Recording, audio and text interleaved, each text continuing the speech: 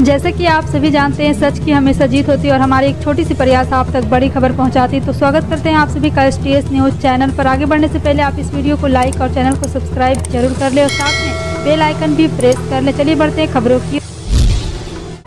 बता दें, बुरहानपुर प्रदेश में बह रही चुनावी बयार के बीच कांग्रेस ने सभी विधानसभा क्षेत्रों की नब्ज टटोलने के लिए चुनाव पर्यवेक्षक नियुक्त कर दिए हैं। ये पर्यवेक्षक जिलों का दौरा कर अपनी रिपोर्ट प्रदेश अध्यक्ष कमलनाथ को सौंप रहे हैं। इसी कड़ी में शुक्रवार को बुरहानपुर के चुनाव पर्यवेक्षक बनाए गए गुजरात के पूर्व प्रदेश अध्यक्ष विधायक अर्जुन मोढवाडिया बुरहानपुर पहुंचे। मोढवाडिया ने राजस्थानी भवन में दोपहर 2 बजे से कार्यकर्ता और पदाधिकारी की बैठक लेकर एकजुटता का मंत्र दिया। तेलंगाना के मुख्यमंत्री के चंद्रशेखर राव ने शुक्रवार को चंद्रयान 3 की सफल लॉन्चिंग पर खुशी जाहिर की। इस अवसर पर KCR ने इसरो प्रमुख एस सोमनाथ, वैज्ञानिकों और अन्य तकनीकी कर्मचारियों को बधाई दी है। साथ ही मिशन चंद्रयान की सफलता की कामना की। KCR ने कहा, चंद्रयान 3 के पहले चरण की सफलता के साथ भारत के अंतरिक्ष अनुसंधान कार्यक्रम ने एक महत्वपूर्ण मील का पत्थर पार कर लिया है।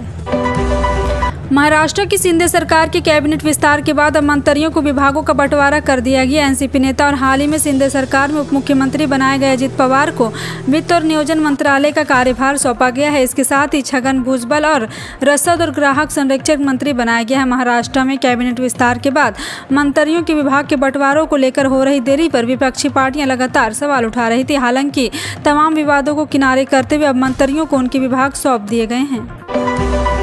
बारिश के चलते उत्पादन और सप्लाई चेन प्रभावित होने के चलते टमाटर की बढ़ती कीमतों का असर उससे तैयार होने वाले प्रोडक्ट पर भी पड़ा है।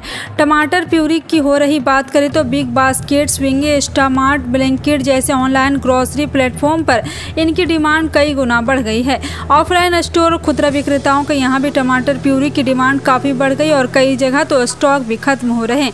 दूसरी ओर निर्माता कंपनी भी इसका उत्पादन बढ़ा रही है। कांग्रेस का शीर्ष नेतृत्व एक्शन में है। चुनावी राज्यों में संगठन के भीतर की रार गुटबाजी खत्म कराने के बाद नेतृत्व का फोकस अब संगठन को चुस्त दुरुस्त करने पर है।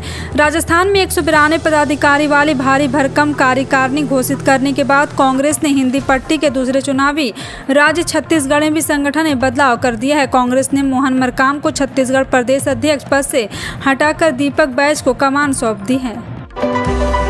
दिल्ली में इस वक्त बीते 3 दिनों से बारिश नहीं हुई। इसके बावजूद यमुना नदी का जलस्तर बढ़ा हुआ है और दिल्ली के कई इलाके जलमग्न है। इसी लेकर आम आदमी पार्टी और बीजेपी में जंग छिड़ी हुई है और आरोप प्रत्यारोप के दौर चल रहे हैं। आप सांसद संजय सिंह ने बीजेपी पर आरोप लगाते हुए इस बाढ़ को प्रायोजित बता दिया है। आप सांसद संजय राउत ने कहा, हिमाचल, पंजाब, हरियाणा, दिल्ली और यूपी पूरी तरह से बाढ़ से प्रभावित है। प्रधानमंत्री नरेंद्र मोदी पर बनी BBC डॉक्यूमेंट्री की स्क्रीनिंग मामले में दिल्ली यूनिवर्सिटी ने हाई कोर्ट के सिंगल बेंच के फैसले को चुनौती दी है।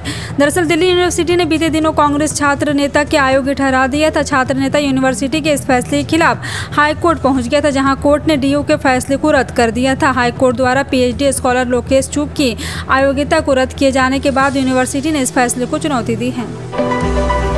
विधानसभा चुनाव को देखते हुए भाजपा के नेताओं का प्रदेश में आने का सिलसिला शुरू हो गया। मध्य प्रदेश के बाद गृह मंत्री अमित शाह 14 जुलाई को राजधानी रायपुर के दौरे पर आने वाले थे, लेकिन वह रद्द हो गया।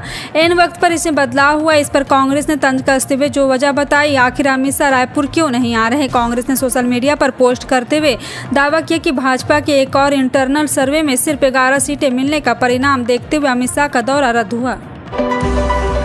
मध्य प्रदेश में समूह 2 उप समूह 4 के अंतर्गत पटवारी और अन्य समक्ष पदों के लिए संयुक्त भर्ती परीक्षा का आयोजन 15 मार्च से 26 अप्रैल 2023 तक किया गया था। 30 जून को नतीजे आने के साथ ही अभ्यर्थी ने परीक्षा में गड़बड़ी के आरोप लगाए। इस बीच गुरुवार को मुख्यमंत्री शिवराज सिंह चौहान ने इस परीक्षा के आधार पर होने वाली सभी नियुक्तियों पर रोक लगा दी।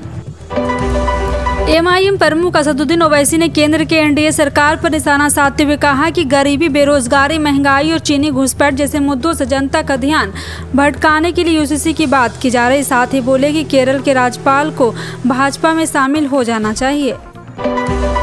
बिहार के पूर्व सांसद जब से जेल से अस्थायी तौर पर रिहा हुए तब से ही उनके किसी न किसी दल में शामिल होने की अटकलें लगाई जा रही। महागठबंधन की सरकार के कार्यकाल में जेल से बाहर आए पूर्व सांसद किस पार्टी को ज्वाइन करेंगे, इसको लेकर अब तक उन्होंने अपना रुख साफ नहीं किया था। चूंकि महागठबंधन में छात्र दल शामिल है, इसलिए इस बात को लेकर भी अटकलबाजियां चल रही हैं कि वो आखिर किस दल में जाना चाहते हैं। लेकिन अब पूर्व सांसद ने स्वयं इस बात के संकेत दिए हैं कि वे आने वाले समय में किस पार्टी के साथ रहना चाहते हैं।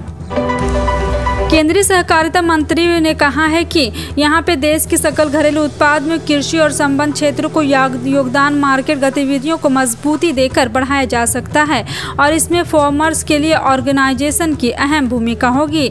शाह ने एक सम्मेलन को संबोधित करते हुए कहा कि मॉडर्न टेक्नोलॉजी और मार्केटिंग पद्धतियों को अपनाने से कृषि एक लाभदायक कारोबार बन सकता है।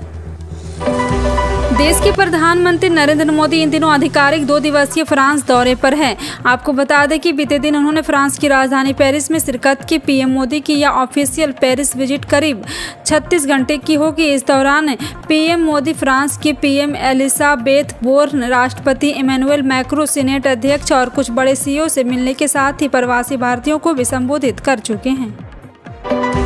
भारत के तीसरे चंद्र मिशन चंद्रयान 3 को लॉन्च कर दिया गया है। चंद्रयान 3 ने दोपहर 2:30 बजे चंद्रमा की ओर उड़ान भरा।